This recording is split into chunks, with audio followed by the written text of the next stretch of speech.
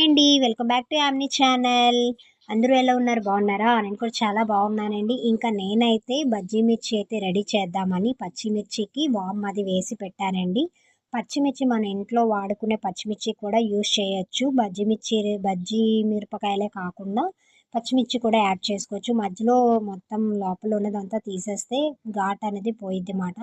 So నేను అలా పక్కన పెట్టిన తర్వాత శనగపిండిలో కొంచెం కారం, సాల్ట్, జీలకర్ర వేసుకున్నానండి. జీలకర్ర ఎందుకు వేసుకున్నారు? వామ్ ఆల్రెడీ పెట్టారు కదా అనుకోవచ్చు. జీలకర్ర అయితే వామ్ బజ్జీ ప్రిపేర్ చేద్దామని ఇది కూడా యాడ్ చేశానండి. ఫైనల్గా అయితే వామ్ బజ్జీ ప్లస్ మిరపకాయ బజ్జీ కూడా రెడీ చేశాను. మా పిల్లలకైతే చాలా ఇష్టంగా తిన్నారండి. చూస్తున్నారు కదా, ఇలా బజ్జీ మిర్చికి దాంట్లో శనగపిండి యాడ్ చేసుకోవాలి. దీంట్లో తినే సోడా వేసుకుంటే కొంచెం పొంగుతాయండి, చాలా బాగుంటుంది. అండ్ నెక్స్ట్ ఈవినింగ్ టైంలో ప్రిపేర్ చేసుకుంటే బాగుండిద్ది. నైట్ టైము కొంచెం ప్రిపేర్ చేసుకోకుండా ఉంటే బెటర్ అని నా ఒపీనియన్. ఎందుకంటే గ్యాస్ ప్రాబ్లం అది వస్తూ ఉంటాయి కదా. సో నైట్ కన్నా ఈవినింగ్ ప్రిపేర్ చేసుకుంటే బాగుంటుంది. ఇంక ఇలా అయితే ఆయిల్లో వేసేసాను.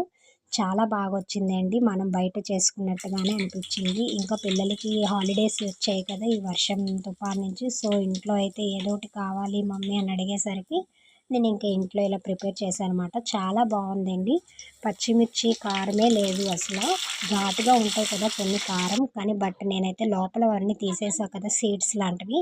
సో అంత కారం అనిపించలేదు. ఇంకా ఫైనల్గా బజ్జీ మిర్చి రెడీ అయిపోయిందండి. అలానే వామాకు కూడా వేసి చేశాను. చాలా టేస్ట్ అనిపించింది. లైట్గా లేత ఆకులు తీసుకుంటే వామ్ బజ్జీకి చాలా బాగుంటుంది అనమాట. ఫైనల్గా అయితే మా ఇంట్లో వాళ్ళందరూ ఫుల్ లైక్ చేసేసారు. మరి మీకు ఎలా ఉంది వీడియో? లైక్ చేసేసేయండి. బాయ్.